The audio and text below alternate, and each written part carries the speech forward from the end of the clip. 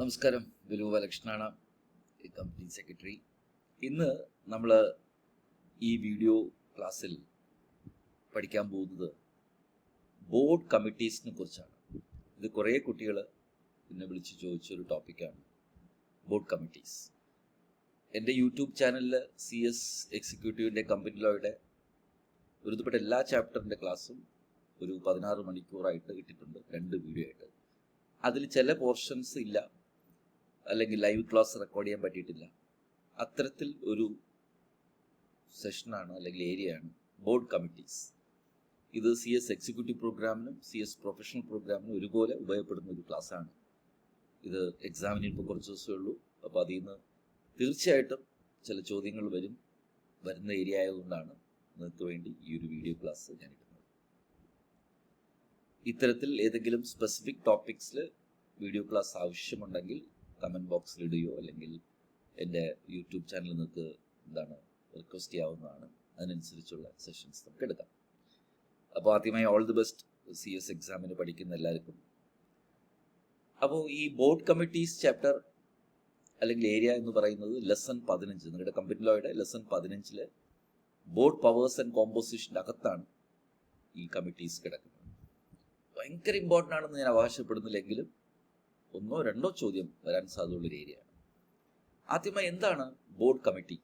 Board committee എന്ന് വെച്ചാൽ നിങ്ങൾക്കറിയാം, ബോർഡ് ഓഫ് ഡയറക്ടേഴ്സ് എന്ന് പറയുന്നത് ഒരു കമ്പനിയുടെ അഡ്മിനിസ്ട്രേഷനും മാനേജ്മെൻറ്റും സ്ട്രാറ്റജീസും പോളിസീസും നോക്കുന്ന ഒരു ബോഡിയാണ്, കളക്റ്റീവ് ബോഡിയാണ്. ഇൻഡിവിജ്വലി ഡയറക്ടേഴ്സ് എന്ന് വിളിക്കും, കളക്റ്റീവ്ലി ബോർഡ് ഓഫ് ഡയറക്ടേഴ്സ് എന്ന് വിളിക്കും. നമുക്ക് എല്ലാവർക്കും അറിയാം, ഒരു കമ്പനിയിൽ മിനിമം OPCക്ക് 1 ഡയറക്ടർ വേണം, പ്രൈവറ്റിന് 2 ഡയറക്ടർ വേണം, പബ്ലിക്കിന് 3 ഡയറക്ടർ വേണം. മാക്സിമം പൊതുവേ ഐഡിയലായിട്ട് ഒരു സിറ്റുവേഷനിൽ 15 മുകളിൽ വേണമെങ്കിൽ ഷെയർ ഹോൾഡേഴ്സ് ഡബ്ല്യൂ കൂട്ടാം, എങ്കിലും 15ആണ് മാക്സിമം നമ്പർ. അപ്പോൾ ഈ എല്ലാ ഡയറക്ടേഴ്സും കൂടെ എല്ലാ കാര്യങ്ങളും ഒരു കമ്പനിയുടെ അഫയേഴ്സ് നോക്കുന്ന കാര്യം പ്രാക്ടിക്കലി നടക്കത്തില്ല. അപ്പോൾ ഡയറക്ടർമാരെ എല്ലാവരും കൂടെ ചേർന്ന് കമ്പനിയെ എല്ലാ കാര്യങ്ങളും നോക്കുക, ആവശ്യപ്പെടുക എന്ന് പറയുന്നത് അത് പ്രാക്ടിക്കലി നടക്കത്തില്ല, എസ്പെഷ്യലി വലിയ കമ്പനികളെ സംബന്ധിച്ചോളം. അതുകൊണ്ടാണ് കുട്ടികളെ ഈ ബോർഡിൻ്റെ കമ്മിറ്റിയിൽ തന്നെ അല്ലെങ്കിൽ ബോർഡിൻ്റെ തന്നെ അംഗങ്ങളെ വെച്ചുകൊണ്ട് സബ് കമ്മിറ്റീസ് ഉണ്ടാക്കും. ഇപ്പോൾ 10 ഡയറക്ടേഴ്സ് ഉള്ള കമ്പനിയാണെങ്കിൽ അതിൽ 3 പേരെ വെച്ച് ഒരു കമ്മിറ്റി ഉണ്ടാക്കും, വേറെ 3 പേരെ വെച്ച് വേറൊരു കമ്മിറ്റി ഉണ്ടാക്കും. അങ്ങനെ ബോർഡിൻ്റെ തന്നെ അംഗങ്ങളെ വെച്ചുകൊണ്ട് ബോർഡിൻ്റെ തന്നെ സബ് കമ്മിറ്റീസ് ഉണ്ടാക്കുന്നതിനെയാണ് ബോർഡ് കമ്മിറ്റീസ് എന്ന് പറയുന്നത്. ഒരുതരം വർക്കിംഗ് ഗ്രൂപ്പ് പോലെ. അപ്പോൾ ഓരോ ഏരിയയിലും ഇൻട്രസ്റ്റ് ഉള്ളവരും എക്സ്പീരിയൻസ് ഉള്ളവരെ വെച്ചുകൊണ്ട് പ്രത്യേക കമ്മിറ്റി ഉണ്ടാക്കുന്നു. ആ കമ്മിറ്റി ആയിരിക്കും പിന്നെ ആ കാര്യങ്ങൾ എലോബറേറ്റ് ആയിട്ട് നോക്കുന്നത്. ഇതിനെയാണ് നമ്മൾ ഒരു ഡെലിഗേഷൻ പവർ, ബോർഡിൻ്റെ തന്നെ പവറിനെ സബ് ഡെലിഗേറ്റ് ചെയ്ത് ബോർഡിൻ്റെ സബ് കമ്മിറ്റി കൊടുക്കുകയും ആ കമ്മിറ്റി പിന്നെ ആ കാര്യങ്ങൾ നോക്കുകയും അതിൻ്റെ നിർദ്ദേശങ്ങളും റെക്കമെൻഡേഷൻസും ബോർഡിൽ സമർപ്പിക്കുകയും ചെയ്യും. പക്ഷെ അൾട്ടിമേറ്റ് റെസ്പോൺസിബിലിറ്റി ബോർഡിനാണ് കളക്റ്റീവ്ലി. പക്ഷെ എങ്കിലും ഒരു ഏരിയയിൽ ഡീപ്പായിട്ട് നോക്കാൻ വേണ്ടി അല്ലെങ്കിൽ ഒരു ഡീപ്പായിട്ട് പഠിക്കാൻ വേണ്ടി വർക്കിംഗ് ഗ്രൂപ്പ് പോലെ സബ് കമ്മിറ്റീസ് ഉണ്ടാക്കി ചെയ്യുന്ന ഒരു രീതിയിലാണ് കമ്പനികളുടെ ബോർഡ് ഫംഗ്ഷൻ ചെയ്യുന്നത്, എസ്പെഷ്യലി വലിയ കമ്പനികൾ, എസ്പെഷ്യലി ലിസ്റ്റഡ് കമ്പനീസ്. അപ്പം അത്തരത്തിൽ കമ്പനീസ് ആക്ടിൽ മാൻഡേറ്ററി ആയിട്ട് ചില കമ്മിറ്റീസ് ഉണ്ടാക്കണമെന്ന് പറയുന്നുണ്ട്. There are certain committees which are mandatory. ബോർഡിൻ്റെ തന്നെ അംഗങ്ങളെ വെച്ചുകൊണ്ട് സബ് കമ്മിറ്റീസ് ഉണ്ടാക്കണമെന്ന് ചില കമ്മിറ്റീസ് മാൻഡേറ്ററി ആണ്. 1 audit committee, 2 nomination remuneration committee NRC എന്ന് പറയും, അടുത്ത് സ്റ്റേക്ക് ഹോൾഡേഴ്സ് റെമ്യൂണറേഷൻ കമ്മിറ്റി SRC എന്ന് പറയും. പിന്നെ നിങ്ങൾക്കറിയാം CSR കമ്മിറ്റി, ആ CSR ചാപ്റ്ററിൽ പഠിക്കും നിങ്ങൾ CSR കമ്മിറ്റി. ഈ 4 കമ്മിറ്റീസും മാൻഡേറ്ററി കമ്മിറ്റീസാണ്. ഇതിന് പുറമെ RMC എന്നൊരു കമ്മിറ്റി ഉണ്ട്, റിസ്ക് മാനേജ്മെന്റ് കമ്മിറ്റി. അത് ലിസ്റ്റഡ് കമ്പനിയെ സംബന്ധിച്ചുള്ള മാൻഡേറ്ററി ആണ്. അപ്പോൾ ഒന്നുകൂടി പറയാം, audit committee, nomination and remuneration committee, stakeholders remuneration committee, CSR committee. ഈ 4 കമ്മിറ്റിയും എല്ലാ കമ്പനിയും വെച്ചാൽ ബാധകമായിട്ടുള്ള കമ്പനീസിലെല്ലാം മാൻഡേറ്ററി ആണ്. ഇതിന് പുറമെ ലിസ്റ്റഡ് കമ്പനിക്ക് +1 ഒരു കമ്മിറ്റി കൂടെ വരും, അതാണ് റിസ്ക് മാനേജ്മെന്റ് കമ്മിറ്റി. ഷോർട്ട് ഫോമിൽ AC audit committee, NRC nomination remuneration committee, share holders remuneration committee SRC, CSR committee plus listed കമ്പനിക്ക് RMC റിസ്ക് മാനേജ്മെന്റ് കമ്മിറ്റി. അപ്പോൾ പഠിക്കുമ്പോൾ ഒത്തിരി ഡീറ്റെയിൽ ആയിട്ടൊന്നും പഠിക്കണ്ട, കാരണം ഇത് ഫൈനലിനും ഇതേ സിലബസ് ഉണ്ട്. പ്രൊഫഷണൽ പ്രോഗ്രാമിൽ ESG ആൻഡ് ഗവേണൻസ് പേപ്പറിലുണ്ട്. അതുകൊണ്ട് എക്സിക്യൂട്ടീവ് പ്രോഗ്രാമിൽ ആൾക്കാർ, വീഡിയോ കേൾക്കുന്ന ആൾക്കാർ ഒരു ഓവറോളായിട്ട് എല്ലാ കമ്മിറ്റിയുടെ ആപ്ലിക്കബിലിറ്റിയും അകത്തുള്ളൊരു 5 പോയിന്റോ 6 പോയിന്റും കൂടെ പഠിച്ചാൽ മതി, അവരുടെ റോള്.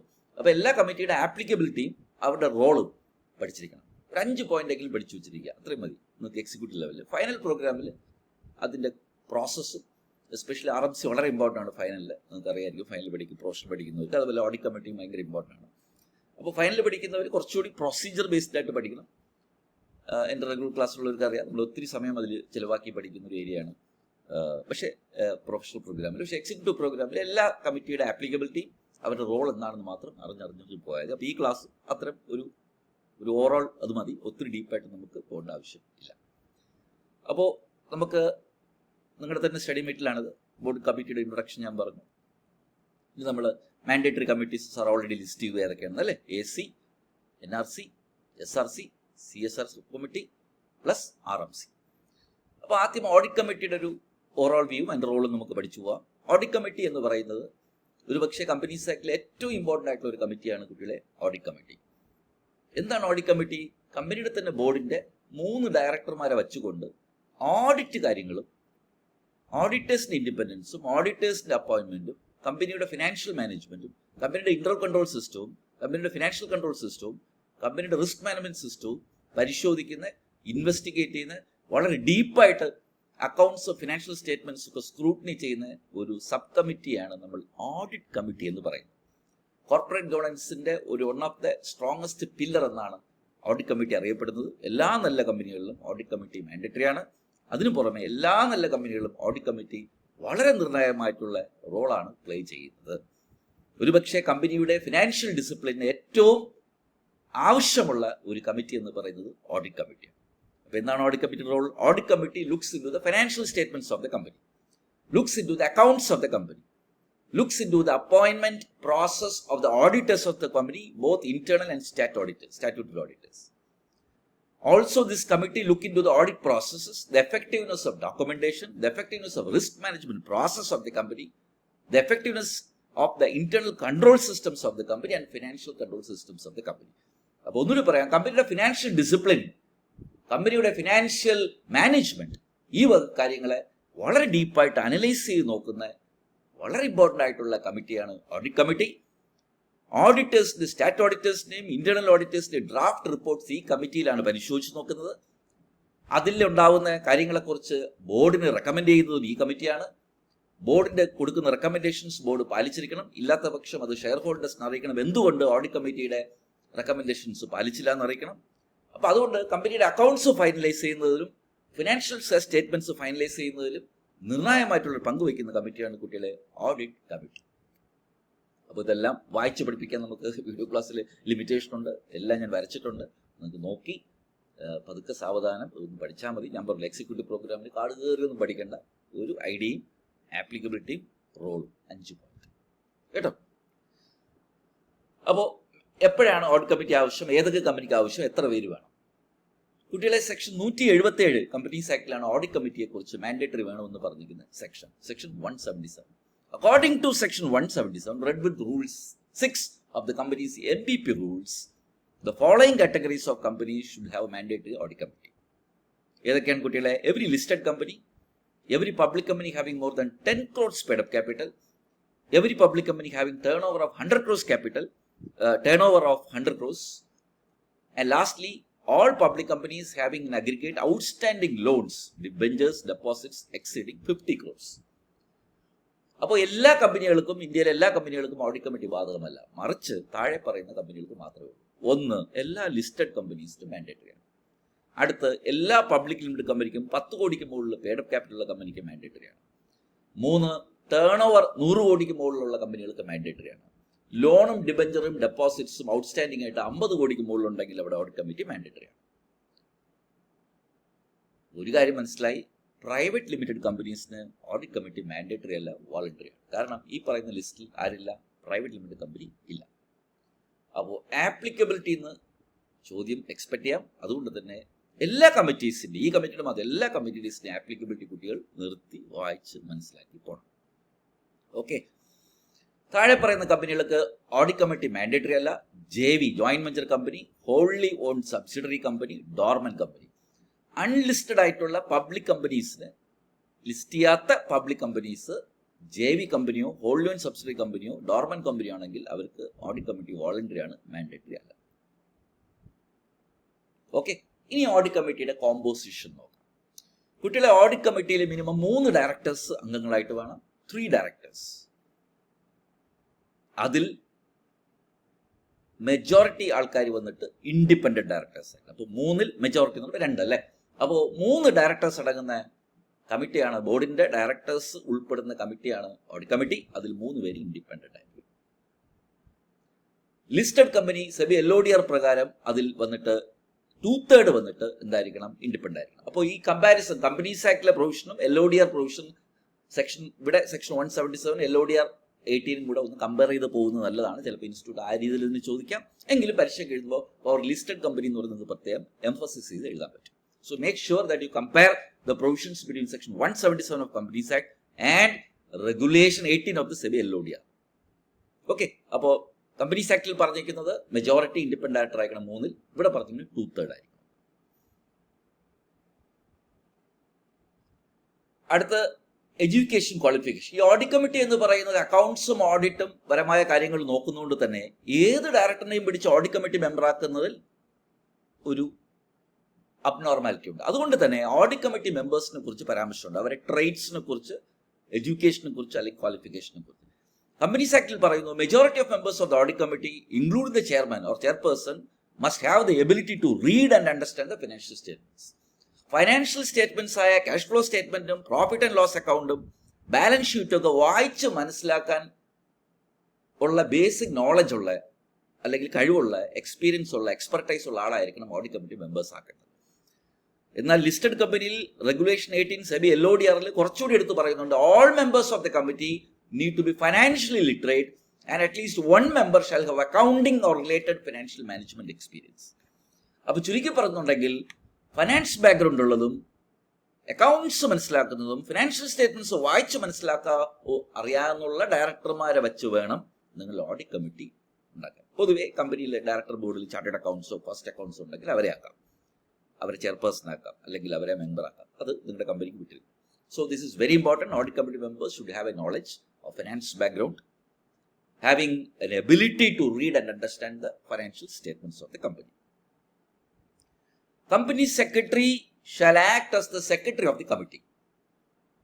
SEBI LODR regulations പ്രകാരം കമ്പനിയുടെ കമ്പനി സെക്രട്ടറി ഈ ഓഡിറ്റ് കമ്മിറ്റിയുടെ സെക്രട്ടറി ആയിട്ട് പ്രവർത്തിക്കണം. ഈ ഓഡിറ്റ് കമ്മിറ്റിക്ക് ഹെഡ് ഓഫ് ഇന്റേണൽ ഓഡിറ്റിനെയും ഫൈനാൻസ് ഹെഡിനെയും സ്റ്റാറ്റ്യൂട്ടറി ഓഡിറ്ററിന്റെയോ കോസ്റ്റ് ഓഡിറ്ററിന്റെയോ സെക്രട്ടറി ഓഡിറ്ററിന്റെയോ റെപ്രസെന്റേറ്റീവ്സിനെയും വേണമെങ്കിൽ ഓഡിറ്റ് കമ്മിറ്റി മീറ്റിംഗിൽ ഇൻവൈറ്റ് ആയിട്ട് ക്ഷണിക്കുകയും ഏതെങ്കിലും കാര്യം ഇൻവെസ്റ്റിഗേറ്റ് ചെയ്യുമ്പോൾ, ഫൈനാൻഷ്യൽ മാറ്റേഴ്സിൽ ഇൻവെസ്റ്റിഗേറ്റ് ചെയ്യുമ്പോൾ എക്സ്റ്റേണൽ എക്സ്പേർട്സിനെ കമ്മിറ്റി മീറ്റിംഗ്സിൽ ഇൻവൈറ്റ് ആയിട്ട് വേണമെങ്കിലും വിളിക്കാം. So that they will have A productive discussion. പറയുന്നത് മനസ്സിലായത്? അപ്പോൾ വളരെ എംപവേർഡ് ആയിട്ടുള്ളൊരു കമ്മിറ്റിയാണ്, എൻ്റെ അഭിപ്രായത്തിൽ വളരെ എംപവേർഡ് ആയിട്ടുള്ളൊരു കമ്മിറ്റിയാണ് audit committee. So make sure that you study all these points. The audit committee has the power to invite professionals, external experts while conducting their meeting. They can invite the representative of statutory auditors. They can invite finance director or finance head or internal audit head to be part of their meetings. Of course, without voting rights. Voting rights കിട്ടത്തില്ല, പക്ഷേ ഡെലിബറേഷൻസിൽ audit committee ചോദിക്കുന്ന കാര്യങ്ങൾക്ക് മറുപടി പറയാനായിട്ട് ഇവരെ നമുക്ക് invite ആയിട്ട് വിളിക്കാം, ഇവരെയൊക്കെ ഇൻവൈറ്റ് ആയിട്ട് വിളിക്കാം. സോ അതൊക്കെ ഓഡിറ്റ് കമ്മിറ്റിയുടെ പവറിനെ എൻഹാൻസ് ചെയ്യുന്നതാണ്. ഇനി പവർ ഞാൻ പറഞ്ഞു ഓൾറെഡി, ആൾക്കാരെ എക്സ്പേർട്സിനൊക്കെ ക്ഷണിക്കാനുള്ള പവറുണ്ട്. ഇനി ഒരു 5 പോയിന്റ് മാത്രം ഇതിന് പുറമെ പഠിച്ചാൽ മതി. What is the role of audit committee? Sir കുറേ പറഞ്ഞു. ഓഡിറ്റിനെ അപ്പോയിന്റ് ചെയ്യുക, ഓഡിറ്റ് പ്രോസസ് നോക്കുക, ഫൈനാൻഷ്യൽ മാനേജ്മെന്റ് നോക്കുക, റിസ്ക് മാനേജ്മെന്റ് നോക്കുക. അപ്പോൾ എക്സിക്യൂട്ടീവ് കുട്ടികൾ അറ്റ്ലീസ്റ്റ് 5 റോള് പഠിച്ചു വയ്ക്കും. എളുപ്പത്തിൽ 5 role. First one, recommendation of appointment remuneration in terms of appointment of auditors. കമ്പനിയുടെ ഓഡിറ്റേഴ്സിനെ, അത് സ്റ്റാറ്റ് ഓഡിറ്റേഴ്സിനെ എസ്പെഷ്യലി, പ്രത്യേകിച്ച് സ്റ്റാറ്റ് ഓഡിറ്റേഴ്സും ഇന്റേണൽ ഓഡിറ്റേഴ്സും, ഇവരെ അപ്പോയിന്റ് ചെയ്യുന്നതും അവർക്കുള്ള റെമ്യൂണറേഷൻ ഫിക്സ് ചെയ്യുന്നതും അവരുടെ സ്കോപ്പ് ഫിക്സ് ചെയ്യുന്നതും ബന്ധപ്പെട്ട കാര്യങ്ങളെ അനലൈസ് ചെയ്യും, അത് ബന്ധപ്പെട്ട ആഴത്തിൽ പഠിക്കുകയും അത് ബന്ധപ്പെട്ടുള്ള റെക്കമെൻഡേഷൻസ് ബോർഡിന് സമർപ്പിക്കുക. First point. Second point, review and monitor the auditors performance and independence. ഓഡിറ്ററിന്റെ എഫക്റ്റീവ്നെസ്, ഓഡിറ്റ് ചെയ്ത അവരുടെ പെർഫോമൻസ്, അവരുടെ ഇൻഡിപെൻഡൻസിനെ ആഴത്തിൽ പഠിക്കുക. 3, examination of financial statements of the company. കമ്പനിയുടെ ഫിനാൻഷ്യൽ സ്റ്റേറ്റ്മെന്റ്സ് ആയ ക്യാഷ് ഫ്ലോ, P&L ബാലൻസ് ഷീറ്റിനെ ഡീറ്റെയിൽ ആയിട്ട് ഇൻഡെപ്ത് ആയിട്ട് അനലൈസ് ചെയ്യുക.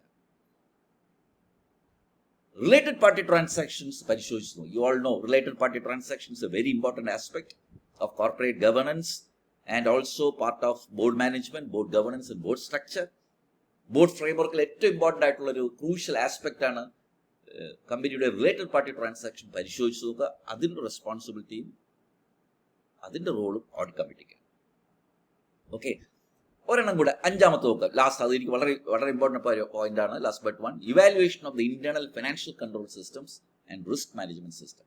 ഒരു കമ്പനിയുടെ ഇന്റേണൽ ഫിനാൻഷ്യൽ കൺട്രോൾ എത്രത്തോളം എഫക്റ്റീവ് ആണ്, റിസ്ക് മാനേജ്മെന്റ് പ്രോസസ് എത്രത്തോളം എഫക്റ്റീവ് ആണെന്നുള്ളത് പരിശോധിച്ച് നോക്കേണ്ടത് ഓഡിറ്റ് കമ്മിറ്റിയുടെ റോളാണ്. കുട്ടികളെ ഇപ്പോൾ സാറ് പറഞ്ഞ 5 റോളെങ്കിലും പഠിക്കുക. അപ്പോൾ എന്തൊക്കെയാണ് ഓഡിറ്റ് കമ്മിറ്റിയിൽ മെയിനായിട്ട് പഠിക്കേണ്ടത്? എക്സിക്യൂട്ടീവ് ലെവലിൽ മീനിങ് ആൻഡ് കൺസെപ്റ്റ്, ആപ്ലിക്കബിലിറ്റി, ഏതൊക്കെ കമ്പനിക്കാണ് ഓഡിറ്റ് കമ്മിറ്റി ആപ്ലിക്കബിൾ. 3, എന്താണ് ഈ ഓഡിറ്റ് കമ്മിറ്റിയുടെ കോമ്പോസിഷൻ, എത്ര ഡയറക്ടർ വേണം, അവരുടെ എഡ്യൂക്കേഷൻ ട്രൈറ്റ്സ് എന്തൊക്കെയാണ്, അങ്ങനത്തെ കാര്യങ്ങൾ. 4, റോൾസ്, അതിലൊരു 5 പോയിന്റ്. അങ്ങനെ ഒരു 1.5-2 പേജ് നിങ്ങൾ തന്നെ ഒരു നോട്ട് ഉണ്ടാക്കി വെക്കുന്നതാണ് നല്ലത്. പ്രത്യേകിച്ച് ഈ വീഡിയോ കേട്ടിട്ട് നിങ്ങൾ സീരിയസ് ആയിട്ട് ഇപ്പോൾ ഈ ചാൻസിൽ പഠിക്കാൻ പോകുന്നതാണെന്നുണ്ടെങ്കിൽ ബെറ്റർ ഈ വീഡിയോ കേട്ട് സ്റ്റഡി മെറ്റിൽ നോക്കി ഞാൻ ഇത്രയും പറഞ്ഞ കാര്യങ്ങൾ നോട്ട് ഉണ്ടാക്കി വെച്ചാൽ മാത്രം മതി. സുഖമായിട്ട് പരീക്ഷയ്ക്ക് എഴുതാൻ പറ്റും. ഇത്രയും മതി. ഒരുപാട് ഇനിയുണ്ട്, ഇഷ്ടം പോലെ പഠിക്കാം. ഓഡിറ്റ് കമ്മിറ്റിയെ കുറിച്ച് കാട് കയറി പഠിക്കാം. ഫൈനലിൽ നിങ്ങൾ പ്രൊഫഷണൽ പ്രോഗ്രാമിൽ കുറച്ചുകൂടി പഠിക്കാം. ഓക്കെ, അപ്പോൾ തൽക്കാലം ഈ വീഡിയോയിൽ നമ്മൾ അത്രയും നോക്കുന്നുള്ളൂ. അപ്പോൾ നക്ഷലായിട്ട് വളരെ സിമ്പിളായിട്ട് സാർ പറഞ്ഞു, അത്രത്തോളം ഡീറ്റെയിൽ ആയിട്ട്. റോൾ ഇഷ്ടം പോലെ ഉണ്ട്. 5 എന്നുള്ളത് നിങ്ങൾക്ക് വേണമെങ്കിൽ 8 പഠിക്കാം, 10 പഠിക്കാം, 15 പഠിക്കാം, നിങ്ങളുടെ ഇഷ്ടം. ഞാൻ പറഞ്ഞല്ലോ, അത് നിങ്ങളെ എത്രയാണെന്ന് വെച്ച് കഴിഞ്ഞാൽ പഠിക്കാം. ഓഡിറ്റ് കമ്മിറ്റി സെക്ഷൻ 177 എന്ന് പറഞ്ഞു. ഓഡിറ്റ് കമ്മിറ്റിയുടെ അകത്താണ് സെക്ഷൻ 177(9)ഉം 177(10)ഉം വിജിൽ മെക്കാനിസം. ഇതിനെക്കുറിച്ച് വിൽസാറിൻ്റെ ഒരു സെപ്പറേറ്റ് വീഡിയോ ഉണ്ട്, അത് നോക്കി പഠിക്കുക അല്ലെങ്കിൽ മനസ്സിലാക്കുക. നമുക്ക് ഇവിടെ വെറുതെ സമയം കളയണ്ട. ഇത് കമ്മിറ്റിക്കുള്ള ഒരു വീഡിയോ ആണ്, exclusive for committee. Vigil mechanism എക്സാമിൽ റിപ്പീറ്റ് ലാസ്റ്റ് ക്വസ്റ്റൻ ആണ്. കുട്ടികളെ വേറൊരു വീഡിയോ ഉണ്ട്, ചുമ്മാ യൂട്യൂബിൽ Vilu Balakrishnan vigil mechanism search ചെയ്താൽ മതി, അതിൽ കിട്ടും. ഓക്കെ, അതുകൊണ്ട് ഞാൻ ഈ വീഡിയോയിൽ അത് സ്കിപ്പ് ചെയ്യാം. നിങ്ങൾക്ക് ഡൗട്ട് ഉണ്ടെങ്കിൽ ചോദിച്ചോളൂ, ഞാൻ പറഞ്ഞുതരാം. നമുക്ക് കമ്മിറ്റി അങ്ങ് തീക്കാം. കുട്ടികളെ അടുത്ത കമ്മിറ്റിയുടെ പേരാണ് NRC, nomination and remuneration committee, section 178. ഈ NRC എന്ന് പറയുന്ന കമ്മിറ്റിയുടെ ഉദ്ദേശം 2ആണ്. ഒന്ന് നോമിനേഷനും പിന്നെ റെമ്യൂണറേഷനും. എന്താണ് നോമിനേഷൻ? കമ്പനിയുടെ ബോർഡ് ഓഫ് ഡയറക്ടേഴ്സിലും കമ്പനിയുടെ സീനിയർ മാനേജ്മെന്റിലും കമ്പനിയുടെ ടോപ്പ് മാനേജ്മെന്റിലും ഒരു വേക്കൻസി ഉണ്ടാവുമ്പോൾ, റെസിഗ്നേഷൻ കൊണ്ടോ റിമൂവൽ കൊണ്ടോ മരണപ്പെടുന്നതുകൊണ്ടോ ഏതെങ്കിലും ടോപ്പ് മാനേജ്മെന്റ് ആൾക്കാരോ ഡയറക്ടേഴ്സോ CEO MDO ടോപ്പിലിരിക്കുന്ന കമ്പനി സെക്രട്ടറിയോ CFO ആർക്കെങ്കിലും അവിടെ നിന്ന് പോകുമ്പോൾ അടുത്ത ആരായിരിക്കണം വരേണ്ടത് എന്നുള്ളൊരു സക്സഷൻ പ്ലാൻ ഉണ്ടാക്കുന്ന റെസ്പോൺസിബിലിറ്റിയാണ് കമ്പനീസ് ആക്ടിൽ സെക്ഷൻ 178 പ്രകാരം ഒരു കമ്പനിയിൽ നോമിനേഷൻ ആൻഡ് റെമ്യൂണറേഷൻ കമ്മിറ്റി വേണം. അതിലെ ഒരു ഫംഗ്ഷൻ എന്ന് പറയുന്നത് നോമിനേറ്റ് ചെയ്യുക ആൾക്കാർ. ഡയറക്ടർ ബോർഡിലോ സീനിയർ മാനേജ്മെന്റിലോ ടോപ്പ് മാനേജ്മെന്റിലോ ഞാൻ പറഞ്ഞ പോലെ MDO CEO CFO CSO അതുപോലെ വൈസ് പ്രസിഡന്റുമാരെ, chief strategy officer, chief information officer, chief operating officer പോലത്തെ കമ്പനിയുടെ നയതന്ത്ര കാര്യങ്ങൾ ഹാൻഡിൽ ചെയ്യുന്ന ടോപ്പിലെ മാനേജ്മെന്റിലെ ആൾക്കാര് പിരിഞ്ഞു പോകുന്നതിന് മുമ്പ് തന്നെ അടുത്ത അയാൾക്ക് പകരം ആരായിരിക്കണം എന്നുള്ളത് ഐഡന്റിഫൈ ചെയ്യും, അവർക്കുള്ള റെമ്യൂണറേഷൻസ് സജസ്റ്റ് ചെയ്യും. ഓൾറെഡി ഉള്ള ഡയറക്ടർമാർക്കും ഓൾറെഡി ഉള്ള എക്സിക്യൂട്ടീവ് ഡയറക്ടർമാർക്കും മന്ത്ലി ഉള്ള ശമ്പളവും ആനുവൽ ശമ്പളവും അവർ കൊടുക്കുന്ന ബെനിഫിറ്റ്സും പെർക്സിനെ റിവ്യൂ ചെയ്യുകയും ആനുവലായിട്ട് ഇൻക്രിമെന്റ് സജസ്റ്റ് ചെയ്യും, അവരുടെ ശമ്പളം ഫിക്സ് ചെയ്യും, ശമ്പളം റെക്കമെൻഡ് ചെയ്യുകയും ചെയ്യുന്ന ഒരു കമ്മിറ്റിയാണ് നോമിനേഷൻ ആൻഡ് റെമ്യൂണറേഷൻ കമ്മിറ്റി. അപ്പോൾ ബോർഡിന്റെ തന്നെ ഒരു സബ് കമ്മിറ്റിയാണ് NRC. NRCയുടെ റോള് 2 ഒന്ന് നോമിനേഷൻ, ടോപ്പ് മാനേജ്മെന്റിൽ വേക്കൻസി ഉണ്ടാവുമ്പോഴോ അല്ലെങ്കിൽ ഒരു പോസ്റ്റ് ഫില്ല് ചെയ്യുമ്പോഴോ ആൾക്കാരെ ഐഡന്റിഫൈ ചെയ്യും, ഇന്റർവ്യൂ നടത്തി സെലക്ട് ചെയ്ത് പാരാമീറ്റേഴ്സും ബെഞ്ച് മാർക്കും വെച്ച് ഏത് ക്വാളിഫിക്കേഷൻ ഉള്ള ആളെ, ഏത് എക്സ്പീരിയൻസ് ഉള്ള ആളെ അടുത്ത പോസ്റ്റിൽ കൊണ്ടുവരാം, CEO ആയിട്ട് ആരെ കൊണ്ടുവരാം, CS ആയിട്ട് ആരെ കൊണ്ടുവരാം, CFO ആയിട്ട് ആരെ കൊണ്ടുവരാം, കമ്പനിയിലെ സീനിയർ മാനേജ്മെന്റ് വൈസ് പ്രസിഡന്റുമാരെ ഇനി അടുത്ത ആരായിരിക്കണം, X പോയി ഇനി Y എവിടെ നിന്ന് കിട്ടും, ഇന്റർവ്യൂ ചെയ്യുക, സോഴ്സ് ചെയ്യുക, ടാലന്റ് അക്വിസിഷൻ ചെയ്യുക, അത് ബന്ധപ്പെട്ടുള്ള മാർഗനിർദ്ദേശം കൊടുക്കുക.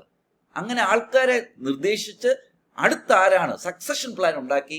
അതുമാത്രമല്ല എക്സിസ്റ്റിംഗ് ആയിരിക്കുന്ന ഡയറക്ടർമാർ, എക്സിക്യൂട്ടീവ് ഡയറക്ടേഴ്സിന്റെയും എക്സിസ്റ്റിംഗ് ആയിരിക്കുന്ന ടോപ്പ് മാനേജ്മെന്റ് ആൾക്കാരുടെയും ശമ്പളം റിവൈസ് ചെയ്യുക, ഫിക്സ് ചെയ്യുക, റെക്കമെൻഡ് ചെയ്യുക, റിവ്യൂ ചെയ്യുക.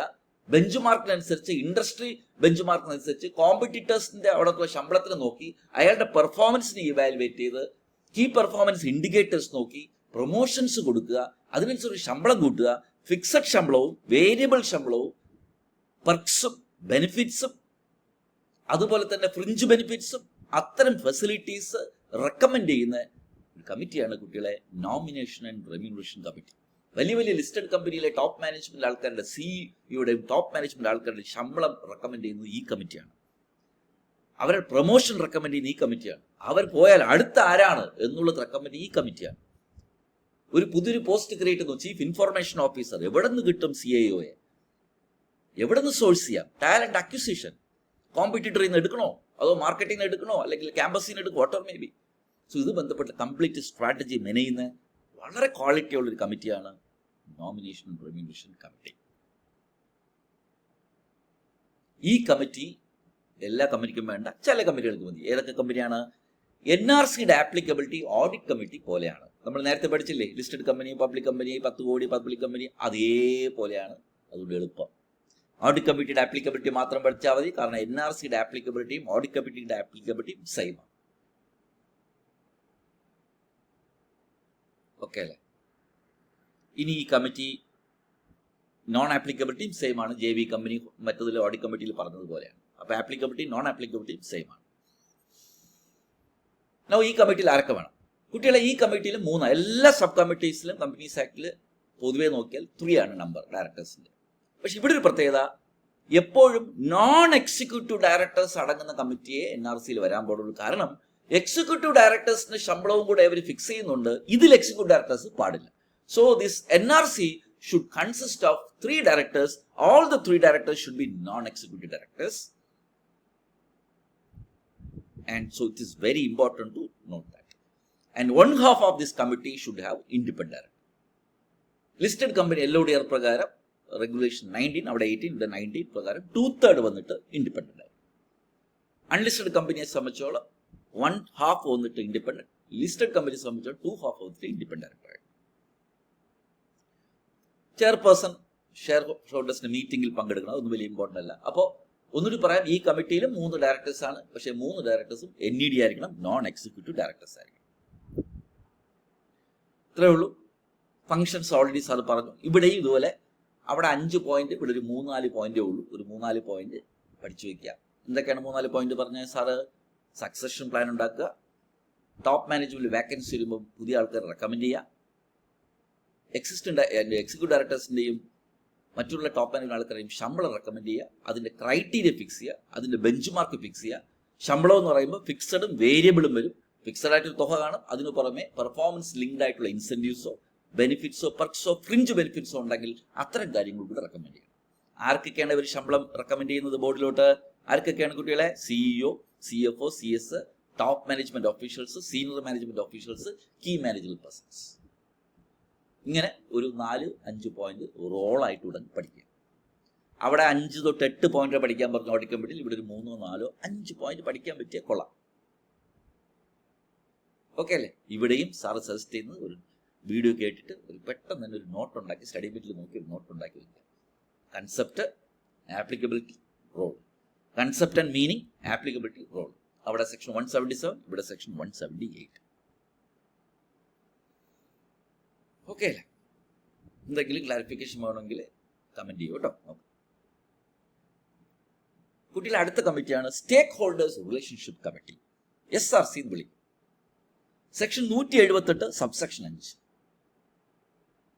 ആ വാക്ക് കേൾക്കുമ്പോഴേരാം സ്റ്റേക്ക് ഹോൾഡേഴ്സ് റിലേഷൻഷിപ്പ് കമ്മിറ്റി കമ്പനിയുടെ വിവിധ സ്റ്റേക്ക് ഹോൾഡേഴ്സ് ആയ ഷെയർ ഹോൾഡേഴ്സിന്റെയും ഡിബഞ്ചർ ഹോൾഡേഴ്സിന്റെയും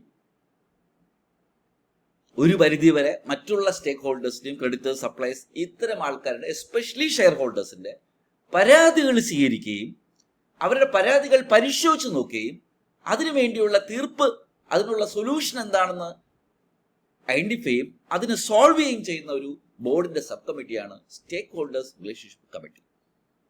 അപ്പോൾ സ്റ്റേക്ക് ഹോൾഡേഴ്സ് റിലേഷൻഷിപ്പിന്റെ കമ്മിറ്റിയുടെ റോൾ എന്താണെന്ന് ചോദിച്ചാൽ, to resolve the grievances of, the problems of, or the complaints of shareholders and security holders in general.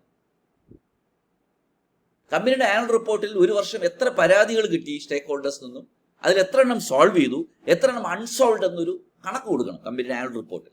അതെല്ലാം ഫൈനലൈസ് ചെയ്യുന്നത് ഈ കമ്മിറ്റിയാണ്. അപ്പോൾ ഇത് മറ്റുള്ള കമ്മിറ്റി പോലെയല്ല ഈ കമ്മിറ്റിയുടെ ആപ്ലിക്കബിലിറ്റി. മറ്റ് 2 കമ്മിറ്റി വേറെ ആണല്ലോ. ഈ കമ്മിറ്റിയുടെ ആപ്ലിക്കബിലിറ്റി എളുപ്പമാണ് പഠിക്കാൻ. 1000-ൽ കൂടുതൽ ഷെയർ ഹോൾഡേഴ്സോ ഡിബഞ്ചർ ഹോൾഡേഴ്സോ ഡെപ്പോസിറ്റ് ഹോൾഡേഴ്സോ ഇതര ഏതെങ്കിലും സെക്യൂരിറ്റി ഹോൾഡേഴ്സ് ഒരു കമ്പനിയിൽ ഉണ്ടെങ്കിൽ ആ കമ്പനിയിൽ മാൻഡേറ്ററി ആയിട്ട് ഒരു സ്റ്റേക്ക് ഹോൾഡേഴ്സ് റിലേഷൻഷിപ്പ് കമ്മിറ്റി വേണം. അപ്പോൾ ഷെയർ ഹോൾഡേഴ്സ് ആയാലും കൊള്ളാം, ഡിബഞ്ചർ ഹോൾഡേഴ്സ് ആയാലും കൊള്ളാം, സെക്യൂരിറ്റി ഹോൾഡേഴ്സ് ആയാലും കൊള്ളാം, ഡെപ്പോസിറ്റ് ഹോൾഡേഴ്സ് ആയാലും കൊള്ളാം. നമ്പർ എത്രയാണ്? 1000 ആണ്. 1000 ക്രോസ് ചെയ്ത SRC വേണം. ഈ 1000 എന്ന് പറഞ്ഞാൽ ഓരോ കാറ്റഗറി അല്ല, എല്ലാം കൂടെ കൂട്ടി, അതായത് ഷെയർ ഹോൾഡേഴ്സും ഡിബഞ്ചർ ഹോൾഡേഴ്സും ഡെപ്പോസിറ്റ് ഹോൾഡേഴ്സും എല്ലാവരും കൂടെ കൂട്ടി 1000 വേണം. 1000 ആയാൽ മതി. അല്ലെങ്കിൽ 1000 ആവുമ്പോൾ തന്നെ നിങ്ങൾ എന്ത് ചെയ്യണം? നിങ്ങളൊരു SRC കമ്മിറ്റി ഉണ്ടാക്കണം, ബോർഡിന് സബ് കമ്മിറ്റി ഉണ്ടാക്കണം. ഇവിടെ നമ്പർ പറയുന്നില്ല, എത്ര ആൾക്കാർ വേണമെന്ന് പറയുന്നില്ല. ബോർഡിന് ആവശ്യാനുസരണം നമ്പർ, ഇപ്പോൾ 2, 3, 4, 5 വെച്ച് കമ്മിറ്റി ഉണ്ടാക്കാം. എങ്കിലും ഐഡിയലി എല്ലാ കമ്മിറ്റീസും അറിയാലോ 3 ആണല്ലോ, അല്ലെ? 3. ഒരു ചെയർപേഴ്സൺ വേണം. അപ്പോൾ എത്ര നമ്പർ എന്ന് പറയുന്നില്ല, ഒരു ചെയർപേഴ്സണും സച്ച് അതർ നമ്പർ ഓഫ് ഡയറക്ടേഴ്സും വെച്ച് ഈ കമ്മിറ്റി ഉണ്ടാക്കണം. ഈ കമ്മിറ്റിയുടെ ഉദ്ദേശം നിങ്ങൾക്കറിയാം, സെക്യൂരിറ്റി ഹോൾഡേഴ്സിന്റെ ഗ്രിവൻസസും കംപ്ലൈൻസും റിസോൾവ് ചെയ്യലാണ്. ഒരു PR വർക്കാണ്, ഒരു IR വർക്കാണ്, ഇൻവെസ്റ്റർ റിലേഷൻഷിപ്പ് വർക്കാണ്. ഓക്കെ. ചെയർപേഴ്സൺ ഒരു NED ആയിരിക്കണം, നോൺ എക്സിക്യൂട്ടീവ് ഡയറക്ടേഴ്സ് ആയിരിക്കണം എന്ന് പറയുന്നുണ്ട്. അതുപോലെ തന്നെ ചെയർമാൻ വന്നിട്ട് ജനറൽ മീറ്റിംഗ് അറ്റൻഡ് ചെയ്യണമെന്ന് പറയുന്നത് ഒന്നും അത്ര റിലവൻ്റ് അല്ല, എങ്കിലും ഒന്ന് നോക്കി വെക്കുന്നത് നല്ലതാണ്.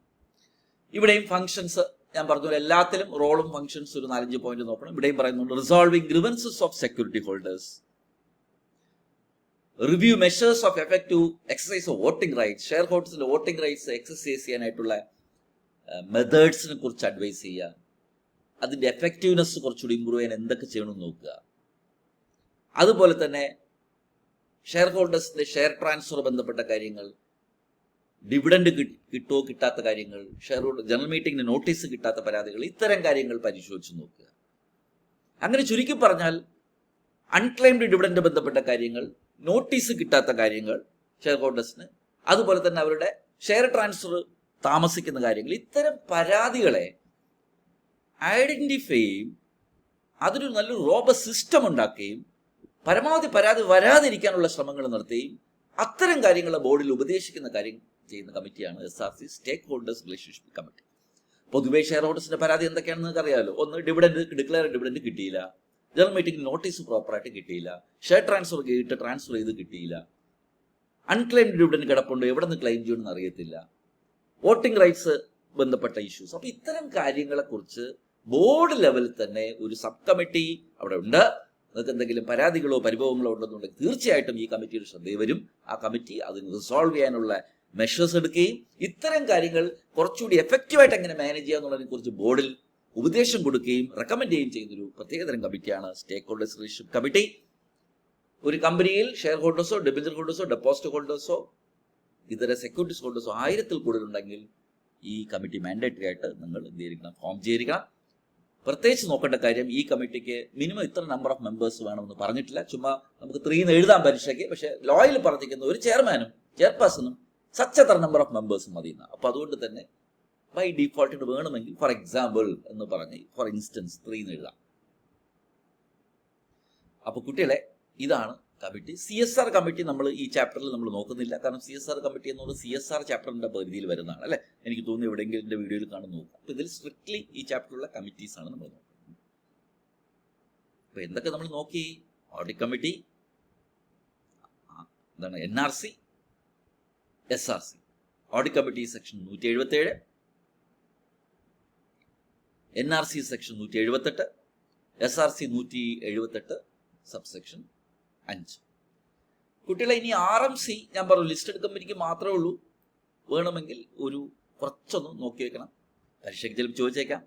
നിങ്ങൾ CS പ്രൊഫഷണൽ ആകുമ്പോൾ ഒരുപാട് ഡീറ്റെയിൽ ആയിട്ട് ഈ കമ്മിറ്റിയെക്കുറിച്ചും ചീഫ് റിസ്ക് ഓഫീസറിനെ കുറിച്ചും റിസ്ക് ഗ്രൂപ്പുകളെ കുറിച്ചൊക്കെ വളരെ ഡീറ്റെയിൽ ആയിട്ട് നിങ്ങൾ ESG പേപ്പറിൽ പഠിക്കും. ESG പേപ്പറിൽ റിസ്ക് മാനേജ്മെന്റ് എന്ന് പറഞ്ഞത് തന്നെ പ്രത്യേകം പഠിക്കാനുണ്ട്. ഓക്കെ, ഒരു ഏരിയ തന്നെ ഉണ്ട്.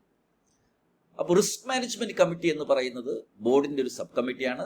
This is not a mandatory committee for unlisted company, this is mandatory only for listed company.